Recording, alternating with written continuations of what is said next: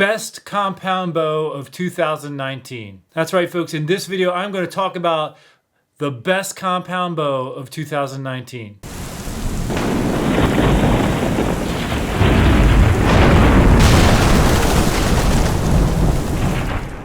Now, as I talk about the best bow of 2019, let me first mention a few limitations and a few clarifications. First and foremost, in my limitations, I couldn't review every bow out there. So when I talk about the best bow, this is the best bow out of the bows I had access to. So limitation number one, I could only review the bows I had access to.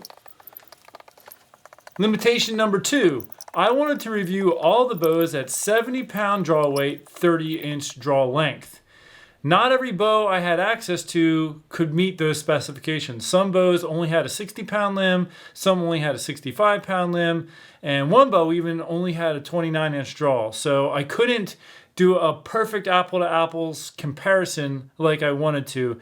I am not here to just simply restate facts you can look up on the manufacturer's website, like brace height, draw length, or draw length range, all those types of specifications you can look up. I'm not going to repeat them. What I'm doing is I'm shooting the bows through a chronograph with a 5 grain per pound arrow, and I'm telling you what the speed was, what the noise was, if I'm able to take a noise reading.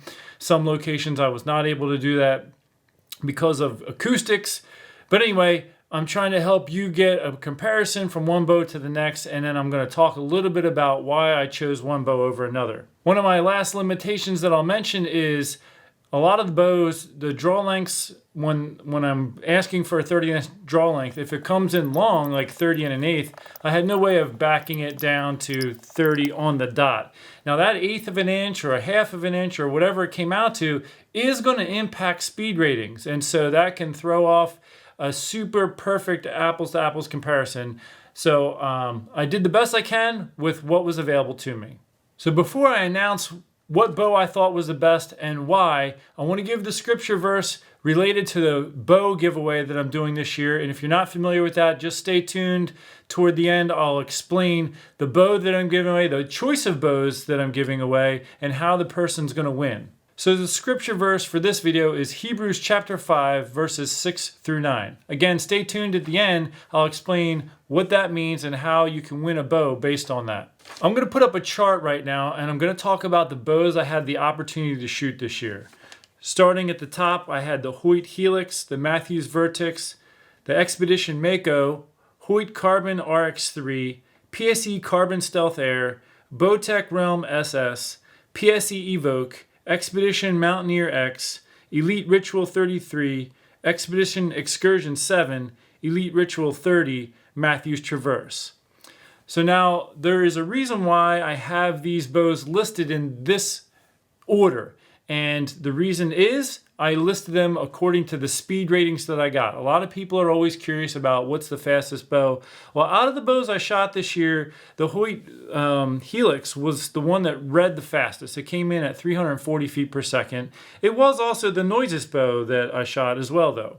Now, I am proud of Hoyt. This bow is probably the best Hoyt bow I've shot in a long time. So Hoyt did come out with the fastest bow, and I'm proud of them for the product they put together this year. However, I didn't choose that as my top pick. My top pick, it was actually a two-way tie with an edge to Matthews. The Matthews Vertex, that bow to me just really stood out. I mean, the speeds were good, but the quietness of the bow and the dead in the hand feeling of the bow was just amazing. Like, I was super impressed. In fact, I'm going to be perfectly honest. Going into this year, I was planning to buy an Expedition and shoot an Expedition this year. But after I shot the Matthews, I couldn't get over it. Like, I just thought about it for days. And I ended up saying, you know what, I'm actually going to buy myself the Matthews. Now, the Vertex doesn't come in my draw length, so I went with the Traverse. In fact, I got it sitting right here. So I bought myself a Matthews Traverse. I've got some videos on that. But if you want to see videos with that, I would say just look at some of the recent videos I put up. And I'm really enjoying it. However, I kind of gave it a two-way tie as far as what bow I picked. The second place or tie for first would be the Elite Ritual 33. Now, there are a couple differences between the two bows. The Matthews, well, as you see on my chart, the Matthews Traverse came in as the slowest bow. It was only a 60-pound limb. We cranked it as far as we could, and it did read 63.6 pounds. But my lightest arrow was 325 grains, so I didn't get a true 5 grain per pound, so that's obviously going to slow it down. I still really like it.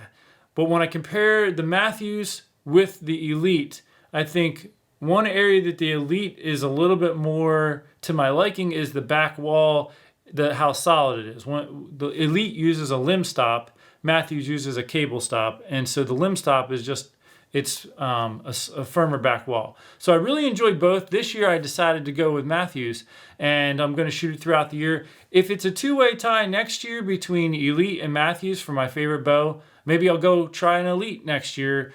I don't know. We'll see. But I've been shooting the Matthews Traverse for a couple weeks now, and I'm really liking it. But let me finish going through my review here. So I gave my kind of first place tie between Matthews Vertex and the Elite Ritual 33. But I want to give an honorable mention to Expedition. I always have liked the Expeditions, and I've owned them, and the tuning on them is just really neat, how well and easy they tune. And if I was going to get one, I'd go with the Excursion 7. It just comes to my draw length, and again, I really like it. The Mako X was my ranked third in the speed chart here. However, that was only a 29 and an 1/8 inch draw length. They didn't have a 30 inch. So if it was 30 inch draw, it probably would have been the fastest bow. I imagine it would have come in around 344 or so.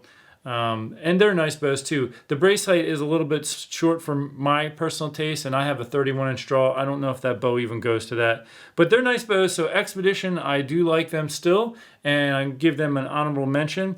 But I want to give also a shout out to Most Improved, and I want to give that shout out to the PSE Evoke.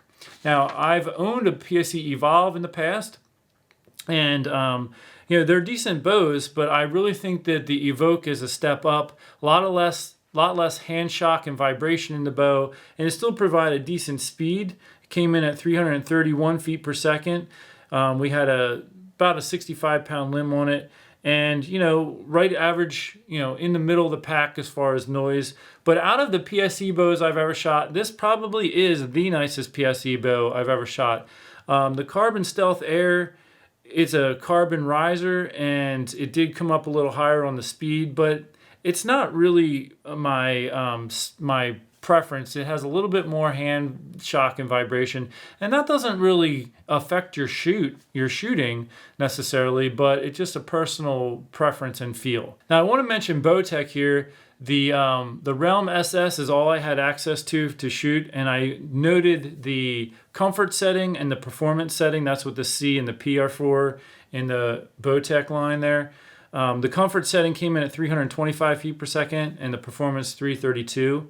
Now, I've owned a Bowtech Range 7 for a couple years now, and when the flip disc technology came out, I thought it was kind of neat, and I thought, it adds to the resale ability. Like if you're dealing with somebody who wants a speed bow, they can put it on the performance setting. If you're dealing with somebody who wants a comfortable bow, they can put it on the comfort setting. And but I honestly, when I owned it, or since I've owned it, I've always kept it on the comfort setting. I really don't like the way it acts on the performance setting. It gives you a little more speed, but the draw cycle's a little bit clunkier, and it comes off the back wall really easily, which isn't my preference. And what I would suggest to Bowtech, I don't know if they're watching this video or not, but what I would recommend to them is get rid of the flip disc technology and put out a speed bow and a comfort bow and focus on that. And you could even do different axle to axle lengths. You could have, but in doing it that way, you can tailor that speed bow a little better. The draw cycle just isn't quite there for the performance setting. I think you could probably round the ends of it off a little bit, make it a little smoother and enjoyable, get it to stay on the back wall a little better in the performance setting maybe, and if you're tailoring the bow to that setting. And then, so people who just want the speed, they can go for that bow, but people who just want the comfort, they'll go for the comfort bow. And I don't know a lot of people who have shot theirs on the performance setting. I'm sure there's people out there that do, but I'd say it's probably few because the comfort setting is just so much more enjoyable, all things said. So that would just be my recommendation to Bowtech. I don't know if they're even listening or if they even care, but I think they would make a better speed bow if they really focused on that and just maybe did away with the flip disc technology. It's a neat technology, but I don't know how much it really adds to the whole thing, all things said, now that I've owned one for a couple years. And as far as the realm goes, what's it, SR6 or something, there's another model. I didn't have access to that. All I had access to was the SS, and it didn't quite impress me the way the Rain did. And people have said that they have the SR6 or whichever model it is, and they love it. It's the best bow. I didn't get to shoot that. Maybe it feels and acts better than the SS model, but the SS model was it was okay. It's a nice bow, but not quite at the notch where the Rain series was. They've got that different limb now, and maybe that just adds to the way the bow behaves a little differently, and so it just dropped it down a little bit in my rankings. All right, I just want to give a couple last tips as far as picking a bow for yourself, and then I want to explain the bows that I'm giving away, or which bows you can pick from and how the giveaway goes. So I just wrote them down to make sure I didn't forget. So the first tip when you're picking a bow is decide, like, what does the tuning mean to you? So some bows have a yoke system, and you can manipulate cam lean with the yoke system, such as the Expedition, the Bowtech Realms. They have a yoke system, and you can actually adjust for cam lean with that, and it makes it pretty easy to do the tuning. Other bows, like the Matthews Traverse like I got, or the Elite Ritual, they involve shims. You actually have to, if there's tuning that you need to do that involves cam lean and things like that, you would actually need to take the axle out and shim the cams one way or another in order to get the tuning that you need for maybe broadhead tuning, or if you've done a little adjustment with the rest and it doesn't solve an issue, then you're shimming the cam, and that's not as easy to. It's more of a process, and so that can go into your decision making when purchasing a bow. In the past, that's why I was going to go with the Expedition, but I figured, let me try the Traverse, and my Traverse, I haven't had to do any shimming of the cam, and it's been shooting bullet holes, so I'm happy about that. Another detail to think about is the vibration at the shot.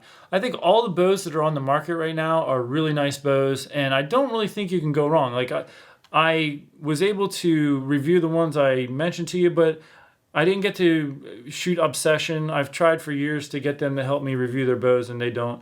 Martin, Darton, New Breed, always tried to get them in the reviews. They didn't help me get their bows in review. Parker, Pearson, APA, Athens. A lot of those bows, I just didn't have any access to them.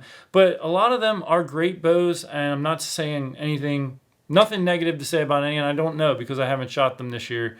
But my point is, when you get out there and shoot them, if you have access, think about the shimming of the cams or the yoke system. What do you prefer there? What do you like as far as hand shock when the bow goes off? Does it not matter to you? Are you sensitive to that? And last but not least, shoot the bow at your draw length. Don't make a decision on a bow that's not at your draw length, because I've been shooting all these different bows for a while now, and what I've come to find is it could be the same bow, and they switch out the mods and put a different draw length on, and it feels really different in the draw cycle. So if you're pulling it back on the wrong draw length and you're liking it, well, if you finally get it in your draw length, you might not like it as much. So that would be a suggestion to you when you're shooting these bows. Okay, so here's the deal as far as the bow giveaway. I'm about to do a series of review videos on some entry-level bows. I bought them for my kids. Again, I went out and bought them with my own money. They weren't given to me. The Bear Cruiser G2, the Diamond Edge SB1, and Diamond Infinite Edge Pro. I bought those for my kids, and so that I could do comparison videos and so they'd have bows to shoot. My point is, I think they're all good bows, and I think they're all going to enjoy those bows, but I want to do an apples to apples, really in-depth comparison on different draw lengths, all kinds of stuff. And when I first bought those, I was going to do a giveaway and let the winner pick that bow. But then when I decided I wanted to go with Matthews this year, I bought this, Matthews. They didn't give it to me, but I reached out to them and I said, hey, would you be interested in helping me do a giveaway on my channel and maybe give me a discount on a bow so I could buy one and give it to one of the viewers? And they agreed to that. So I'm going to be buying a bow with my own money for the winner. And I'm going to let you pick between the Traverse and the Vertex. Again, I went with the Traverse because the Vertex didn't come in my draw length, but I do think it's neat, the draw weight technology where they put a different module in and it changes the draw weight. I think that's interesting, and we'll see how it fares in the long run, but it's a nice bow. And I'll let you pick. The way that you win is from June, in the start of June till December 1st, any video I upload, I'm going to mention a scripture verse. I mentioned it earlier in this one. It was from the book of Hebrews. And then on December 1st at 5 p.m. Central Time, I'm going to do a drawing, and I'm going to call the person live whose name I draw, and I'll say, hey, what was the scripture verse from Best Compound Bow of 2019 video that I aired on, June 15th? And if you can say, oh, that was Hebrews chapter 5, verses 6 through 9, you win the bow. The point is, I want to say thank you to the people who follow my videos. And if they're watching my videos, they can jot down that scripture verse and keep a log of it. And that way, I'm ensuring that somebody who legitimately follows the videos is winning. I'm just trying to say thank you to my viewers. And that way somebody doesn't just come swooping in who hears about it, doesn't really care, doesn't really follow my videos. So that's my way of weeding them out. Plus, I want to encourage people to not forget about the Word of God, and that's why I'm using scripture verses to do it. Now, I'm going to say one last thing, and that is I've decided to make a second giveaway, another item, and I talked to my friends over at XOP today, and they're going to put up a tree stand, and this is why I'm going to do a tree stand as well to a separate winner. So not everyone who watches my YouTube videos likes hunting or watches hunting. And out of respect for those people, the hunting videos that I put out in the fall, or any hunting videos I put out, I'm going to put those as a separate category. I'm still going to put a scripture verse in, but those hunters that watch that are going to have a chance to win a tree stand. So when I do the drawing, I'm going to say, okay, this is for the hunters, who follow my videos. I'm going to give away the tree stand. And so I'm going to specify that. And how am I going to call these people? Well, I'm probably going to put up a page on my website in November sometime for people to register. So if you've been following all the videos and you want to get in on the giveaway, you can go to the website page when I put it up on my Sean'sOutdoorAdventures.com website. You can register there, and you can make a note. I want to be in both drawings, or I only want to be in the bow drawing. So if you don't watch hunting videos and you just want to be in the bow drawing, you can specify that, and that way I'll know when I'm doing the drawing, who's going to be in for the tree stand as well. So those are the details. Thank you so much for tuning into this video. I hope you've enjoyed it, and I hope you get a chance to shoot some of these bows. Hats off to all the bow manufacturers. I think they're all putting out great bows this year. Hoyt, PSE, Matthews, of course, Matthews I picked. Elite, great quality bow. I mean, all the bow manufacturers, even, Bowtech. So I really don't think you can go wrong, but these were my picks for this year. Thanks so much for tuning in. Until next time, take care and God bless.